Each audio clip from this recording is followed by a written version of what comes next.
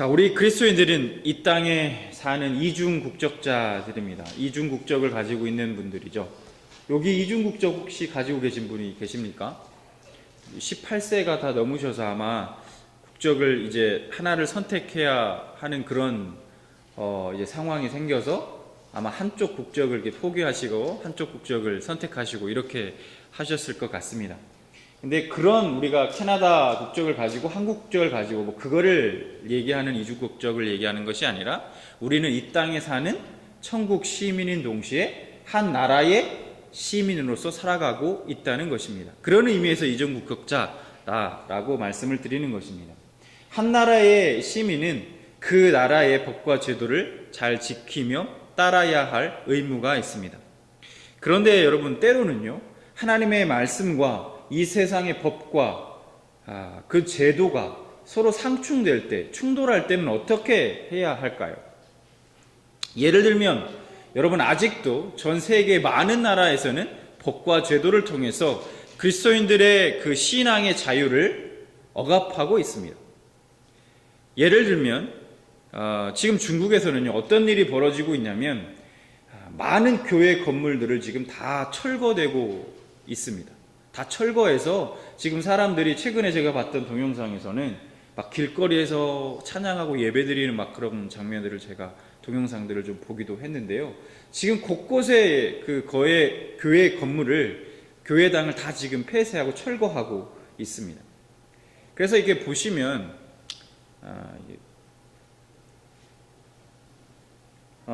근데 중요한 게 뭐냐면, 심각한 게 뭐냐면 지금 이게 교회당 앞에 이렇게 공고를 해오는 겁니다.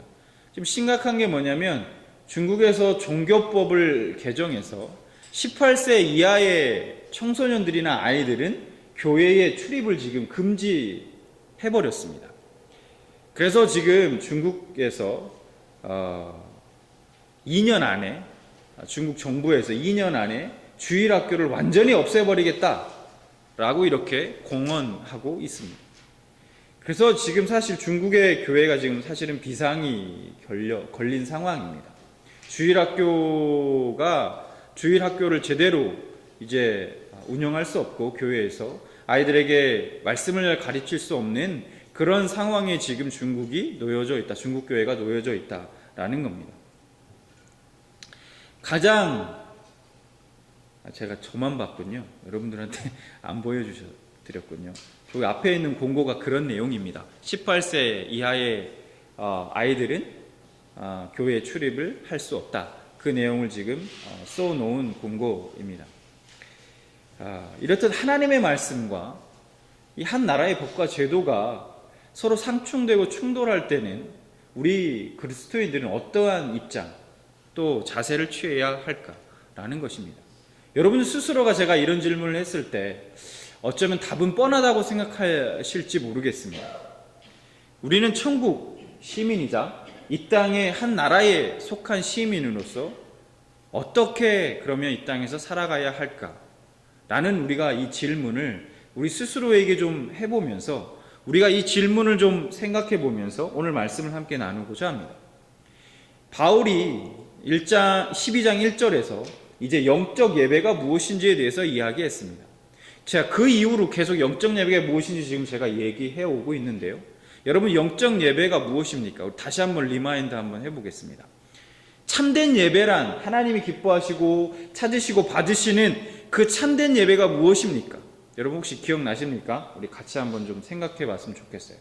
참된 예배란 우리가 이렇게 교회당 안에서 모여가지고 하나님을 찬양하고 예배드리는 거, 그 예배뿐만 아니라 우리가 날마다 순간순간 우리의 각자의 삶의 현장에서 우리의 몸의 지체를 죄에 드리지 않고 하나님을 위해 드리는 것, 그것을 포함하고 있다는 것이죠. 그게 바로 영적 예배다, 참된 예배다, 하나님 앞에 드려야 될 우리가 합당한 예배다라는 것입니다. 그래서 바울은 그에 대해서 12장 3절부터 15장 13절까지 해서 그러면 그러한 신령한 예배의 구체적 모습들이 어떠한 것인가에서 이제 얘기하고 있다는 것이죠. 그래서 우리가 이제 우리 지난 시간까지 나눈 이 영적 예배에 대한 구체적 실천으로 이런 것들을 우리가 나눴었죠. 각자에게 하나님이 주신 그 은사들을 활용해서 하나님의 몸된 교회를 섬기는 것, 그것이 하나님께 받으실 영적 예배다. 또 어떤 것이 있었습니까? 우리 공동체 안에 지체들끼리 서로 사랑하라 라는 것이고요. 또 우리 지난 시간에는 어떤 것이었습니까? 나눈 것은 원수에 대한 사랑이었습니다. 그렇죠? 여러분 기억하십니까? 자, 그리고 오늘 본문에 계속해서 이제 바울은 우리의 일상생활에서 드려지는 영적 예배, 참된 예가 무엇인지에 대한 가르침을 이제 계속 해 가고 있다라는 것이죠. 자, 우리 그리스도인들은 교회의 한 사람 한 사람의 일원일 뿐만 아니라 지상 국가의 국민이다라는 겁니다. 우리가 그러한 지상 국가의 국민으로서 하나님이 우리에게 부여하신 국가에 대한 책임을 성실하게 수행해야 한다는 것입니다. 그래서 바울은 13장 1절 상반절에서 아주 단도직입적으로 이렇게 이야기합니다. 각 사람은 위에 있는 권세들에게 복종하라 라고 이렇게 이야기합니다.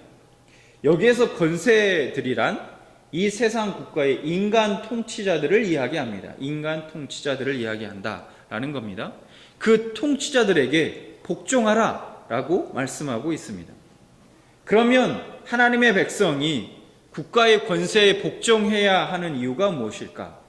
이에 대해서 바울은 모든 권세는 다 하나님께로부터 온 것이기 때문이다 라고 이야기하고 있고요. 이미 존재하고 있는 권세들도 다 하나님이 정하신 것이기 때문이다 라고 말씀하고 있습니다. 그래서 1장 하반절, 13장 1장 하반절에 이렇게 얘기합니다. 권세는 하나님으로부터 나지 않음이 없나니 모든 권세는 다 하나님께서 정하신 바라 라고 말씀합니다. 또한 베드로전서 2장 13절부터 14절까지 말씀에서도 이렇게 이야기합니다.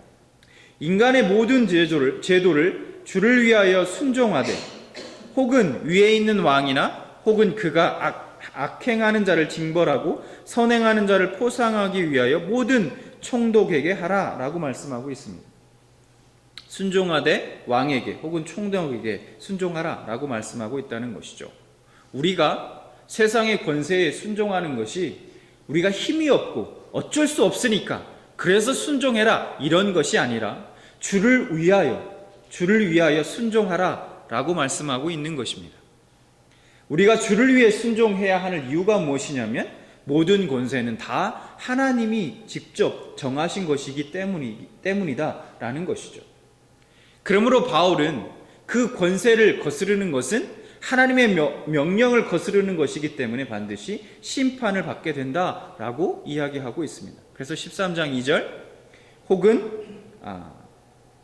13장 2절 제가 읽어드리겠습니다. 그러므로 권세를 거스르는 자는 하나님의 명을 거스름이니 거스르는 자들은 심판을 자취하리라 라고 말씀합니다.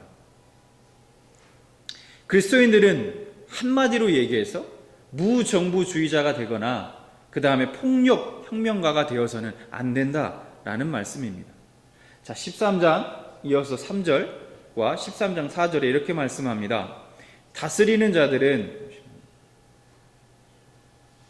보겠습니다. 13장 3절과 13장 4절 이어서 보면 다스리는 자들은 선한 일에 대하여 두려움이 되지 않고 악한 일에 대하여 되나니 내가 권세를 두려워하지 아니하려느냐 선을 행하라 그리하면 그에게 칭찬을 받으리라.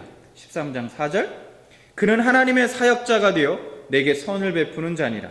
그러나 내가 악을 행하거든 두려워하라. 그가 공연히 칼을 가지지 아니하였으니 곧 하나님의 사역자가 되어 악을 행하는 자에게 진노하심을 따라 보응하는 자니라 라고 말씀합니다. 여러분 이 말씀을 쉽게 예를 들어서 말씀드리면 이런 얘기입니다. 범죄자를 체포하는 경찰관은 어떤 의미에서 악에 대하여 하나님의 진노를 집행하는 하나님의 일꾼이라고 할 수 있다라는 얘기입니다. 경찰관들이 차고 다니는 수갑이나 권총들이 악을 행하는 범죄자들에게는 두려움을 주지만 선을 행하는 선량한 시민에게는 오히려 악으로부터 보호해주는 역할을 한다라는 것입니다. 그래서 하나님은 우리가 이 경찰관을 두려워해야 하는 인생을 사는 것을 원치 않으신다라는 겁니다. 하나님은 우리가 의롭고 칭찬받는 그 시민으로서 이 땅에서 살아가길 원하신다라는 것입니다. 그렇기 때문에 그리스도인들은 각자의 양심에 따라서 국가 권력에 복종해야 하는 것입니다. 그래서 로마서 13장 5절에 그러므로 복종하지 아니할 수 없으니 진노 때문에 할 것이 아니라 양심에 따라 할 것이라 라고 말씀합니다. 이어서 13장 6절과 13장 7절을 보면 이렇게 말씀합니다. 너희가 조세를 바치는 것도 이로 말미암음이라. 그들이 하나님의 일꾼이 되어 바로 이 일에 항상 힘쓰느니라. 모든 자에게 줄 것을 주되 조세를 받는 자에게 조세를 바치고 관세를 받는 자에게 관세를 바치고 두려워할 자를 두려워하며 존경할 자를 존경하라 라고 바울은 이야기합니다. 그리스도인은 한 국가의 시민으로 권리를 누릴 줄 알고 각자에게 주어진 의무, 책임을 충실하게 수행해야 하는 것입니다. 만약 성도가 탈세해서 교도소를 가거나 폭력을 행사해서 처벌을 받거나 교통법규를 수시로 위반해가지고 벌금을 낸다든가 어쩔 수 없는 경우들도 있겠죠. 고의가 아닌 경우도 있겠지만 그렇게 되면 사람들에게 덕이 되지 못하고 하나님께 영광이 되지 못한다라는 것입니다. 하나님께서는 우리가 이 세상에서 모범적인 시민으로 살면서 천국 시민으로서의 명예를 이 땅에서 드러내길 원하신다라는 것입니다. 그런데 여기서 중요한 질문이 하나 있습니다. 그게 뭐냐? 바울의 지금 명령하는 이 명령이 과연 절대적인 것인가 하는 것입니다. 우리가 어떠한 상황 가운데서도 이 바울의 명령을 우리가 반드시 지켜야 하는 것인가 하는 것입니다. 만약 통치자가 하나님이 허락하시는 통치 영역을 넘어설 때 우리는 어떻게 해야 할까 하는 겁니다. 예를 들면 앞서서 제가 소개했던 것처럼 중국의 사례와 같이 하나님께 돌려드려야 할 영광과 찬양을 국가가 요구할 때 혹은 복음을 전파하는 것에 대해서 방해할 때 우리는 그러면 어떻게 해야 할까 하는 것입니다. 초대교회 성도들은 모든 권세에 복종했지만 황제 숭배만큼은 절대 복종하지 않았고 이를 거부했다는 이유로 심지어는 순교를 당하기도 했습니다. 그리고 사도행전에 보면 공회의 권세 잡은 자들이 복음을 전하는 사도들을 체포해서 신문하는 내용이 나오는데 자, 그들이 무엇을 요구하냐면 사도들에게 더 이상 예수에 대해서 말하지 말라 그리고 가르치지도 말라라고 위협했습니다. 그때 베드로와 요한이 이렇게 이야기합니다. 사도행전 4장 19절 말씀을 보면 이렇게 얘기합니다. 베드로와 요한이 대답하여 이르되 하나님 앞에서 너희의 말을 듣는 것이 하나님의 말씀을 듣는 것보다 옳은가 판단하라. 우리는 보고 들은 것을 말하지 아니할 수 없다 하니. 사도행전 5장 29절에도 동일하게 이렇게 말씀을 합니다.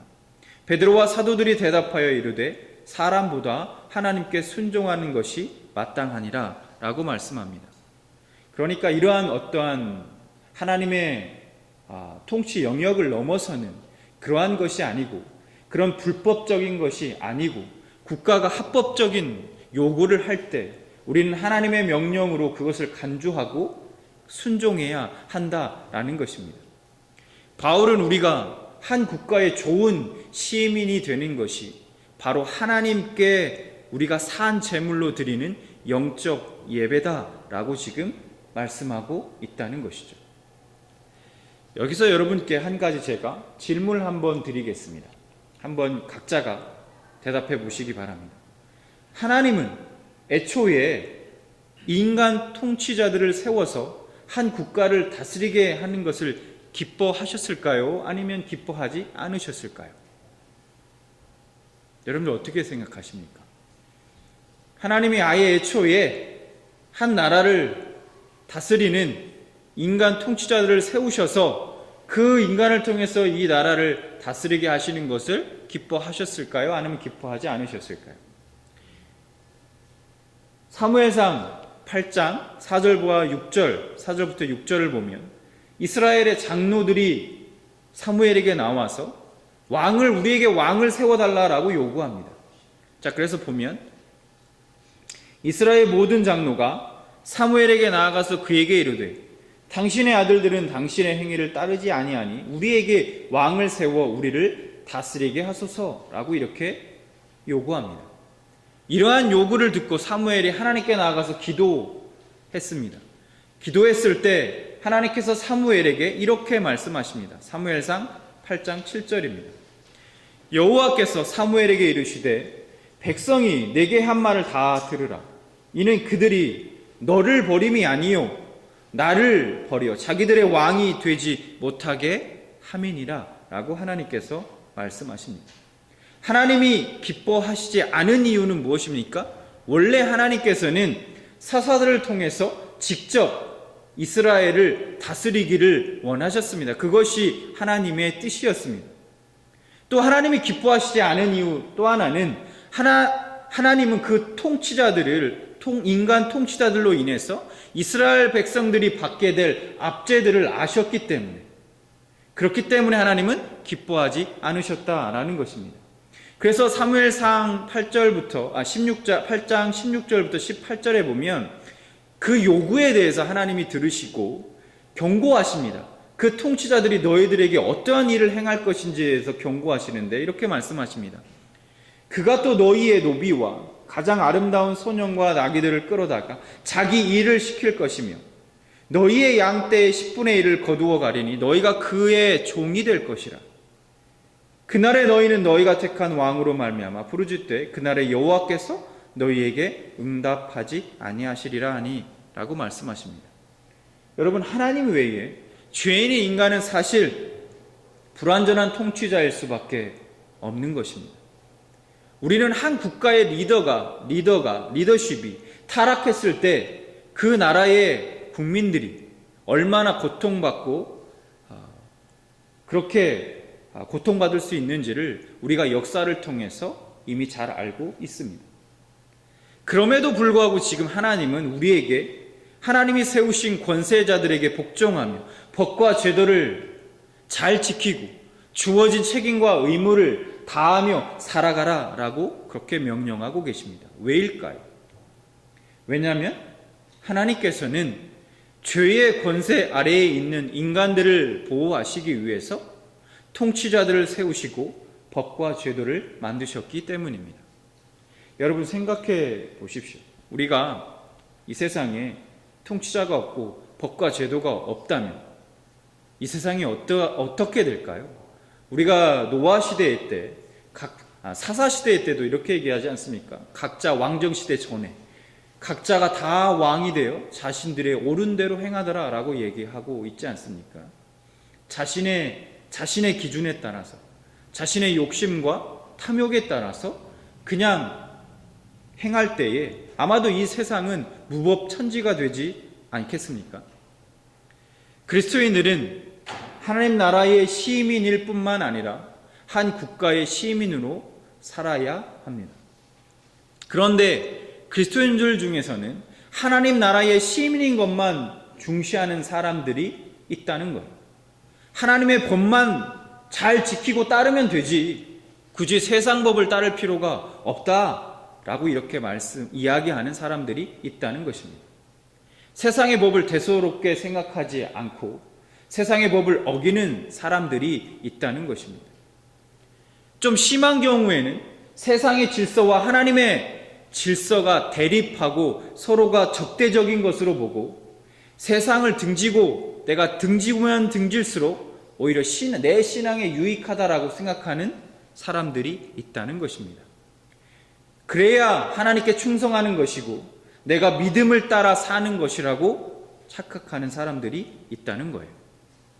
하지만 그런 생각은 하나님의 통치권을 아주 개인적인 것이고 영적인 것으로 제한하는 어리석은 생각이다라는 것입니다. 하나님이 만드신 이 전 피조 세계요, 이 피조 세계를 다스리는 분은 하나님이시고요, 하나님의 통치 영역은 미치지 않는 곳이 없다는 것입니다. 그러나 이러한 생각은 하나님의 통치 영역을 아주 누락시키는 잘못을 범하게 되는 위험한 생각이다라는 것입니다. 그리스도인들은 하나님 나라의 시민이면서 동시에 한 국가의 시민이어야 합니다. 하나님 나라의 질서를 따라 살면서도 동시에 세상의 법을 준수하고 사회적으로 주어진 책임을 다해야 한다는 것입니다. 그런데 여러분, 사실 현실적으로 우리가 봤을 때 그럼에도 불구하고 우리가 현실적으로 고민이 되는 것이 있습니다. 그 고민이 뭡니까? 이런 것이죠. 이 세상의 법을 준수하고 사회적 책임을 다해야 한다는 것 잘 알겠습니다. 하지만 우리가 살고 있는 이 사회가 정치인들을 포함한 이른바 통치자들이 다스리는 이 사회의 모습을 우리가 볼 때에 의문을 가지지 않을 수 없다는 거예요. 이 사회를 보면 적자생존, 그렇죠. 양육강식, 힘 있는 사람만 살아남는 정글과 같다라는 것이죠. 힘없고 가난한 자를 압제하는 그러한 사회 아니냐는 겁니다. 하나님은 이미 앞서서 우리가 봤지만 사무엘상 8장 16절부터 18절에도 봤지만 이스라엘 백성들에게 하나님을 버리고 왕을 세워달라고 요구할 때 이러한 문제에 대해서 이미 경고하셨습니다. 그러면 이 사회에 대한, 이 국가에 대한 예수님의 관점은 무엇이었을까? 예수님은 어떻게 바라보셨을까 하는 것입니다. 예수님은 이러한 인간 사회의 근본적인 문제를 어떠한 정치체제나 법과 제도의 문제로 보시지 않으셨다는 겁니다. 정치체제나 법과 제도의 문제로 보지 않으시고 인간들 자체의 죄의 문제에서 보았다라는 것입니다. 여러분, 사실 아무리 좋은 법이 있어도, 제도가 있어도, 완전히 완벽하다고 생각하는 법과 제도가 있다고 해도 우리가 죄의 문제가 해결되지 않은 인간이 통치하는 이 세상은 여러분 온전할 수 없다는 것입니다. 불가능하다는 거예요. 그러니까 이 죄의 문제는 어떠한 사회제도나 정치 체제를 바꾼다고 해서 해결되지 않는다는 겁니다. 그런 걸로는 궁극적인 이 문제를 해결할 수 없다는 것입니다. 그래서 예수님은 이 땅에 오셨을 때요, 정치적 메시아, 즉 당시 유대인들이 그토록 원하고 바랬던 그 정치적 메시아가 되시길 거부하셨던 것입니다. 그러면 이러한 우리가 사회 속에서 우리 그리스도인들은 어떻게 살아가야 할까? 결국 우리는 이 질문을 하게 될 수밖에 없다는 것입니다. 이 질문이 왜 우리에게 중요합니까? 왜냐하면 이런 겁니다. 우리는 한 국가의 시민으로서 통치자의 권세에 복종하고 우리에게 주어진 사회적 책임과 의무를 다하며 살아가야 하지만 동시에 우리도 사회의 크고 작은 영역에서 각자가 다스리는 자의 위치에 서 있기도 하기 때문입니다.